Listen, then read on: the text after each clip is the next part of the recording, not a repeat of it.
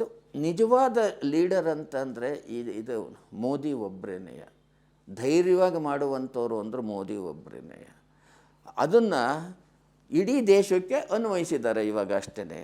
ಒಂದು ಏನು ಮಾಡ್ತಿದ್ದಾರೆ, ನಮ್ಮ ರಸ್ತೆಗಳು ಇವನ್ನೆಲ್ಲ ಇಂಪ್ರೂವ್ ಮಾಡ್ತಾಯಿದ್ದಾರೆ, ನಮ್ಮ ರೈಲ್ವೆಗಳನ್ನು ಇಂಪ್ರೂವ್ ಮಾಡ್ತಾಯಿದ್ದಾರೆ, ನಮ್ಮ ನದಿಗಳನ್ನೆಲ್ಲ ಹೇಗೆ ಇಂಪ್ರೂವ್ ಮಾಡ್ತಾಯಿದ್ದಾರೆ ನೋಡಿ. ಒಂದು ಸಣ್ಣ ಉದಾಹರಣೆ ನಿಮಗೆ ಕೊಡ್ತೀನಿ ಇದಕ್ಕೆಲ್ಲ. ಮೊನ್ನೆ ನಿತಿನ್ ಗಡ್ಕರಿ ಅವ್ರಿಗೆ ಯಾರೋ ತಮಿಳ್ನಾಡಿನವ್ರು ಯಾರೋ ಬಂದು ಅವ್ರಿಗೇನೋ ಕಂಪ್ಲೇಂಟ್ ಮಾಡಿದ್ರು ಇವ್ರ ಹತ್ರ. ಇದು ನಮ್ಮ ಮೇಕೆದಾಟು ಮಾಡೋಕ್ಕೆ ಅಂತ ಕರ್ನಾಟಕ ಮಾಡ್ತಾ ಇದೆಯಲ್ಲ, ಅದಕ್ಕೆ ನೋಡಿ ಈಗ ಮೇಕೆದಾಟು ಅಂತ ಮಾಡ್ತಾಯಿದ್ದೆ ಕರ್ನಾಟಕ, ನೀವು ಈ ವಾಟರ್ ರಿಸೋರ್ಸ್ನ ಮಿನಿಸ್ಟ್ರಾಗಿದ್ದೀರಾ, ಅದಕ್ಕೆ ನೀವು ತಡೆ ಹಾಕಬೇಕು ಅಂತ ಬಂದು ಕೇಳಿದ್ರು. ಇವರು ಒಂದೇ ಮಾತು ಹೇಳಿದ್ರು, ಯಾತಕ್ಕೆ ಒಬ್ರಿಗೊಬ್ರಿಗೆ ಜಗಳ ಕಾಯ್ತೀರಾ? ಗೋದಾವರಿ ನದಿಯಿಂದ ವರ್ಷಕ್ಕೆ 2000 TMC ನೀರು ಸಮುದ್ರಕ್ಕೆ ಹೋಗ್ತಾ ಇದೆ, ಅದನ್ನು ನೀವು ಉಪಯೋಗಿಸ್ತಾ ಇಲ್ಲ. ನಮ್ಮ ಪ್ಲ್ಯಾನ್ ಏನಿದೆ ಅಂತಂದರೆ ಆ ಗೋದಾವರಿ ನದಿಗೆ ದೊಡ್ಡ ಒಂದು ಅಣೆಕಟ್ಟು ಹಾಕಿ ಅದನ್ನು ನಾವು ಸೌತ್ ಕಡೆಗೆ ಆ ನೀರನ್ನು ಹರಿಸ್ಬಿಟ್ರೆ, ಹರಿಸೋದು ಅಂತಂದ್ರೆ ಕಾಲುವೆ ತೋಡಿ ಅಲ್ಲ, ಕಾಲುವೆ ತೋಡು ಹೋದರೆ ವಾಟರ್ ಸಿಂಕ್ ಆಗಿಬಿಡುತ್ತೆ. ದೊಡ್ಡ ದೊಡ್ಡ ಪೈಪ್ಗಳನ್ನೆಲ್ಲ ನಾವು ಹಾಕಿ, ಅಮೆರಿಕಾದಲ್ಲಿ ಬಂದಿದೆ ಇವಾಗ ಆ ಸಿಸ್ಟಮು, ದೊಡ್ಡ ದೊಡ್ಡ ಪೈಪ್ಗಳನ್ನು ಹಾಕಿ ಅದನ್ನು ಸೌತ್ ಕಡೆಗೆ ನಾವು ಇದು ಮಾಡಿದ್ರೆ ಗ್ರ್ಯಾವಿಟೇಷನ್ನಿಂದಲೇ ಹೋಗ್ಬಿಡುತ್ತೆ ಅದು ಏನು ಸೌತ್. ಯಾಕೆ ಸೌತ್ ಹೋಗ್ತಾ ಹೋಗ್ತಾ ಡೌನ್ವರ್ಡ್ಸ್ ಆಗುತ್ತೆ. ಅದರಿಂದ ನಿಮಗೆ ನಾವು ಬೇಕಾದಷ್ಟು ನೀರು ಕೊಡ್ತೀವಿ ನಾವು. ಅಂದರೆ ನೋಡಿ ಆ ವಿಷನ್ ಎಷ್ಟು ದೊಡ್ಡದಾಗಿದೆ. ಇದನ್ನೆಲ್ಲ ಮಾಡಬೇಕಾದ್ರೆ, ಇದನ್ನು ಮಾಡಬೇಕಾದ್ರೆ 10 ವರ್ಷಗಳಾಗುತ್ತೆ ಇದು ಡ್ಯಾಮ್ ಕಟ್ಟಬೇಕಾದ್ರೆ ಇದಕ್ಕೆಲ್ಲನೂ. ಆಮೇಲೆ ಕಂಟಿನ್ಯೂಟಿ ಬೇಕು. ಈಗಿನ ಎಲೆಕ್ಷನ್ನೊಳಗೆ 5 ವರ್ಷ ಆಗಿಬಿಡುತ್ತೆ. 5 ವರ್ಷಕ್ಕೆ ನೀವು ಬಿಟ್ಟುಬಿಟ್ಟು ಅರ್ಧಕ್ಕೆ ಕೆಲಸ ನಿಲ್ಲಿಸ್ಬಿಟ್ಟು ಮುಂದಿನ ಮಿನಿಸ್ಟ್ರಿ ಬಂದವ್ರದ್ದು ಇದು ಬೇಡ ಅಂತ ಬಿಟ್ಟುಬಿಟ್ರೆ ಕಂಟಿನ್ಯೂಟಿನೇ ಇರೋದಿಲ್ವಲ್ಲ, ಕೆಲಸ ಮುಗಿಬೇಕಲ್ಲ ಇದಕ್ಕೆಲ್ಲನೂ. ಸೊ ಇದೆಲ್ಲ ಮೋದಿ ವಿಷಯ, ಮೋದಿ ವಿಷನ್ನು. ಇದನ್ನು ಅಂದರೆ ಒಂದು ನದಿನೂ ಇನ್ನೊಂದು ನದಿಗೂ ಇಲ್ಲಿ ನದಿಗಳ ಜೋಡಣೆ ಅಂತ ಅನ್ನೋದು ಒಂದು ಪೇಪರ್ನಲ್ಲಿ ಸುಮ್ಮನೆ ಬರೆದು ಬಿಡ್ತಾರೆ. ಎಲ್ಲ ನದಿಗಳ ಜೊತೆ ಜೋಡಣೆ ಆಗಲ್ಲ, ಸಾಧ್ಯವೂ ಇಲ್ಲ ಅದನ್ನು. ಈಗ ಗಂಗಾ ನದಿ ನೀರನ್ನು ತಂದುಬಿಟ್ಟು ನಮ್ಮ ಕಾವೇರಿಗೆ ಮಾಡೋದಕ್ಕೆ ಸಾಧ್ಯನೇ ಇಲ್ಲ. ಯಾಕೆಂದರೆ ಮಧ್ಯ ಡೆಕ್ಕನ್ ಬರುತ್ತೆ, ಡೆಕ್ಕನ್ನ ಹೈಟ್ಗೆ ಎಲ್ಲಿಂದ ತರ್ತೀರ? ಅದೆಲ್ಲ ಸಾಧ್ಯನೇ ಇಲ್ಲ.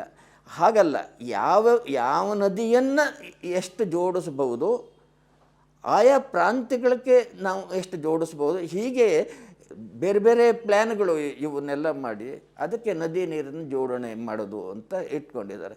ಈ ವಿಷನ್ ಯಾಕೆ ಮೊದಲಿಂದ ಯಾಕೆ ಇರಲಿಲ್ಲ?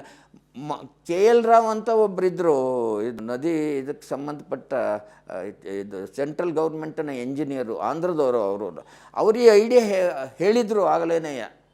ಕಾಂಗ್ರೆಸ್ ಸರ್ಕಾರದಲ್ಲೇ ಇದ್ದವರು ಅವ್ರು ಹೇಳಿದರು. ಆದರೆ ಈ ಕಾಂಗ್ರೆಸ್ನವ್ರಿಗೆ ಇವೆಲ್ಲ ಯಾಕೆ ಬೇಕು? ಇದರಲ್ಲಿ ಎಲ್ಲ ಮೋದಿ ಆ ಐಡಿಯಾ ತಗೊಂಡು ನಾವು ಇದನ್ನು ಮಾಡಬೇಕು ಅಂತ ಇದು ಮಾಡಿದ್ದಾರೆ. ಈಗ ನಾನು ಯಾಕೆ 2019ರಲ್ಲಿ ಮೋದಿ ಗೆಲ್ಲಬೇಕು, ಬರೀ ಅಷ್ಟಲ್ಲ 24ರಲ್ಲೂ ಗೆಲ್ಲಬೇಕು, 29ರಲ್ಲೂ ಯಾಕೆ ಗೆಲ್ಲಬೇಕು ಅಂತ ನಾನು ಹೇಳ್ತಿದ್ದೀನಿ ಅಂತಂದರೆ, ನಮ್ಮ ದೇಶ ಉದ್ಧಾರವಾಗಬೇಕಾದ್ರೆ ಈ ಪ್ಲ್ಯಾನ್ಗಳು ಬರೀ 5 ವರ್ಷದೊಳಗೆ ಆಗಲ್ಲ. ಅವಾಗ 5 ವರ್ಷದೊಳಗೆ ಯಾವಾಗ ಆಗಲ್ಲ ಅಂತ ಅನಿಸುತ್ತೋ ಎಲ್ಲನೂ ಪಾಪ್ಯುಲಿಸ್ಟು ಇದು ಪ್ಲ್ಯಾನ್ಗಳನ್ನ ಹಾಕೋಕ್ಕೆ ಶುರು ಮಾಡ್ತಾರೆ. ಅಂದರೆ ಓಟ್ಗೋಸ್ಕರವಾಗಿ ಮಾಡೋದು ಅಲ್ಲ. ಈ ದೊಡ್ಡದನ್ನು ಮಾಡುವಾಗ ಕೆಲಸ ಆಗುತ್ತೆ. ಉದಾಹರಣೆಗೆ ನೀವೊಂದು ದೊಡ್ಡ ಅಣೆಕಟ್ಟನ್ನು ನೀವು ಕಟ್ಟಬೇಕು ಅಂದರೆ ಎಷ್ಟು ಸಿಮೆಂಟ್ ಬೇಕು, ಎಷ್ಟು ಕಲ್ಲು ಬೇಕು, ಎಷ್ಟು ಲೇಬರ್ ಬೇಕು, ಅವಕ್ಕೆಲ್ಲನೂ ಅವ್ರ ಹೊಟ್ಟೆಪಾಡಿಗೆ ಜಾಬ್ ಸಿಕ್ಕುತ್ತೆ. ಅವ್ರಿಗೆಲ್ಲ ಜಾಬ್ ಕ್ರಿಯೇಟ್ ಆಗುತ್ತೆ ಅದಕ್ಕೆಲ್ಲನೂ. ಆದರೆ ಯಾವುದಕ್ಕೆ ಮಾಡಬೇಕು ನಾವು, ಅದರ ಮುಂದೆ ಭವಿಷ್ಯಕ್ಕೆ ಏನಾಗಬೇಕು ಅಂತ ಅನ್ನೋದಕ್ಕೆಲ್ಲ ದೊಡ್ಡ ವಿಷನ್ ಬೇಕಾಗುತ್ತೆ.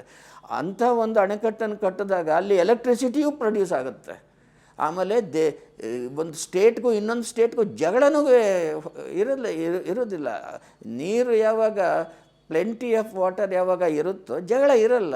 ಆಮೇಲೆ ನೀರನ್ನು ಯಾವ ರೀತಿ ಹಂಚಬೇಕು ಅಂತ ಅನ್ನೋದ್ರಲ್ಲೂ ಪ್ಲ್ಯಾನ್ ಇರುತ್ತೆ. ಅದರನ್ನೆಲ್ಲ ನಾವು ಇದು ಮೋದಿ ವಿಷನ್ನು. ಇದು ಡೀಟೇಲನ್ನು ಬೇರೆಯವರು ವರ್ಕ್ ಮಾಡ್ತಾರೆ, ಆದರೆ ಒಂದು ವಿಷನ್ ಕೊಡುವಂಥವ್ರು ಯಾರು, ಆ ಮಾಡಿದ್ದನ್ನು ನಡೆಸೋರು ಯಾರು, ಇದಕ್ಕೆಲ್ಲನೂ ಅಂಥ ಒಬ್ಬ ಗಟ್ಟಿ ಮನುಷ್ಯ ಬೇಕು. ಮೋದಿ ಆ ರೀತಿಯೊಳಗೆ ಕನ್ಸ್ಟ್ರಕ್ಟಿವ್ ಆಗಿ ಬಹಳ ಗಟ್ಟಿ ಮನುಷ್ಯ, ವಿಷನ್ ಇರುವಂಥ ಮನುಷ್ಯ. ಗುಜರಾತ್ನೊಳಗೆ ಯಾಕೆ ಇದು ಇಷ್ಟೊಂದೆಲ್ಲ ಬಂತಲ್ಲ ಅವ್ರಿಗೆ, ಬೇರೆಯವ್ರಿಗೆ ಹೊಳಿದೇ ಇದ್ದದ್ದು ಬೇರೆ ಬುದ್ಧಿವಂತರು ತಿಳಿದವರನ್ನು ಕನ್ಸಲ್ಟ್ ಮಾಡಿರ್ತಾನೆ ಮೋದಿ. ಆದರೆ ಒರಿಜಿನಲಿಂದ ಶುರುವಾಗೋದು ಮೋದಿಯಿಂದ ತಾನೇ. ಇದರಲ್ಲಿ ಈ ಥರದೊಳಗೆ ಇವರಲ್ಲಿ ಆ ಶಕ್ತಿ ಇದೆ, ಮಾಡಬೇಕು ಅಂತ ಅನ್ನೋದು ಒಂದಿದೆ. ಎರಡನೇದು ಭ್ರಷ್ಟಾಚಾರ ಇಲ್ಲ. ಮೋದಿಗೆ ಎಂಥ ಭ್ರಷ್ಟಾಚಾರ ಅಥವಾ ಹೇಳಿ ಕೇಳಿ ಸನ್ಯಾಸಿ ಅವರು. ಅದರಲ್ಲಿ ಗುಜರಾತ್ ಒಳಗೆ ಅವರು ಚೀಫ್ ಮಿನಿಸ್ಟರ್ ಆಗಿದ್ರಲ್ಲ, ಇಲ್ಲಿ 13 ವರ್ಷ ಏನೋ ಅವರು ಚೀಫ್ ಮಿನಿಸ್ಟರ್ ಆಗಿದ್ರಲ್ಲ, ಅವ್ರ ಸಂಬಳ ಎಲ್ಲನೂ ಬ್ಯಾಂಕಿಗೆ ಇದು ಹಾಕ್ತಾಯಿದ್ರು. ಅದನ್ನು ಬಿಟ್ಟು ಗುಜರಾತ್ ಬಿಟ್ಟು ಅವರು ಡೆಲ್ಲಿಗೆ ಬರಬೇಕಾದ್ರೆ ಅದು ಎಷ್ಟಿದೆ ಬ್ಯಾಂಕಲ್ಲಿ ಅಂತ ಅವರು ಕೇಳಿದ್ರು. ಅದನ್ನು ಅವರ ಸೆಕ್ರೆಟ್ರಿ ಕೇಳಿದ್ರು. ಅದಕ್ಕೆ 23 ಲಕ್ಷ ಇದೆ ನಿಮ್ಮದು ಬ್ಯಾಂಕಲ್ಲಿ ಉಳ್ಕೊಂಡಿರೋದು ಅಂತವ. ಅವರು ಕ್ಲಾಸ್ 4 ಇವರು ಇರ್ತಾರಲ್ಲ ಸರ್ಕಾರಿ ನೌಕರರು ಅಂತಂದರೆ ಪ್ಯೂನ್ಸು ಅವರೆಲ್ಲ ಇರ್ತಾರಲ್ಲ, ಕ್ಲಾಸ್ 4ನ ಅವರ ಹೆಣ್ಣು ಮಕ್ಕಳ ವಿದ್ಯಾಭ್ಯಾಸಕ್ಕೆ ಈ ಹಣವನ್ನು ಖರ್ಚು ಮಾಡಿ ಅಂತ ಬಿಟ್ಬಿಟ್ರು ಅವರು ಅದನ್ನು. ಅಂದರೆ ಜವಾನರು ಮೊದಲಾದಂಥವ್ರು ಇದ್ರಲ್ಲ, ಕಸ ಗುಡಿಸ್ಕೊಂಡು ಗೌರ್ಮೆಂಟ್ ಆಫೀಸನ್ನು, ಅವರ ಹೆಣ್ಣು ಮಕ್ಕಳ ವಿದ್ಯಾಭ್ಯಾಸಕ್ಕೆ ಈ ಹಣವನ್ನು ಖರ್ಚು ಮಾಡಿ ಅಂತ ಅದನ್ನು ಬಿಟ್ಟು, ಆಮೇಲೆ ನೆಕ್ಸ್ಟು ಬಂದ ಚೀಫ್ ಮಿನಿಸ್ಟ್ರಿಗೆ ಹೇಳಿದರು, ನೀವು ಇದೇ ರೀತಿಯಲ್ಲಿ ಬಡ ಕುಟುಂಬದಲ್ಲಿರುವಂಥ ಹೆಣ್ಣುಮಕ್ಕಳು ವಿದ್ಯಾಭ್ಯಾಸ ಫ್ರೀಯಾಗಿ ನಡಿಬೇಕು, ಅವ್ರಿಗೆ ಫ್ರೀಯಾಗಿ ಊಟ ಮಾಡಬೇಕು, ಈ ಸಿಸ್ಟಮ್ಮನ್ನು ತನ್ನಿ ಅಂತ ಇದನ್ನು ಮಾದರಿ ಮಾಡಿದ್ರು. ಆ ಸಿಸ್ಟಮ್ ತರಲಿ ಅಂತ ಬಂದು ಅದರಿಂದಲೇ ಅವ್ರು ತಂದದ್ದು ಬೇಟಿ ಪಡಾವೋ ಬೇಟಿ ಬಚಾವೋ ಹಾಗೆ ಅಂತ ಅನ್ನೋ ಐಡಿಯಾ ಇದರಿಂದ ಹುಟ್ಟಿತು ಅವ್ರಿಗೆ. ಅದಕ್ಕೆ ಭ್ರಷ್ಟಾಚಾರ ಎಲ್ಲಿಂದ ಬರುತ್ತೆ? ಮೋದಿ ಸರ್ಕಾರದೊಳಗೆ ಯಾರೂ ಭ್ರಷ್ಟರಿಲ್ಲ. ಕಾಂಗ್ರೆಸ್ನೊಳಗೆ ಹಿಂದಿನ ಸರ್ಕಾರ UPA ಸರ್ಕಾರ ಇರ್ಬೋದು, ಇವನು ಜೈಲಿಗೆ ಹೋಗಿ ಕೂತ್ಕೊಂಡಿದ್ದಾನಲ್ಲ ಲಾಲೂ ಪ್ರಸಾದ್ ಇದ್ದಾನಲ್ಲ, ಅವ ಬರೀ ಭ್ರಷ್ಟಾಚಾರಕ್ಕೆ ತಾನೇ ಅವ್ರಿಗೆಲ್ಲ ಬಂದದ್ದು. ಭ್ರಷ್ಟಾಚಾರ ಇಲ್ಲದೆ ಇರುವಂಥ ಬೇರೆ ಯಾವ ಮಿನಿಸ್ಟರ್ ಇದ್ದಾನೆ, ಯಾವ MLA ಇದ್ದಾನೆ, ಯಾವ ಇದರಲ್ಲಿದ್ದಾನೆ ಇದರೊಳಗೆಲ್ಲನೂ. ಸೊ ಈ ಮೋದಿ ಇದರೊಳಗೆ ಭ್ರಷ್ಟಾಚಾರ ನಡೆಯೋದಿಲ್ಲ.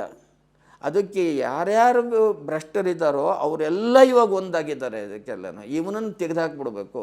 ಯಾಕೆಂದರೆ ಇವನಿದ್ರೆ ನಮ್ಮದೇನು ನಡೆಯೋದೇ ಇಲ್ಲ ರಾಜಕೀಯದೊಳಗೆ ಹಾಗೆ ಅಂತ.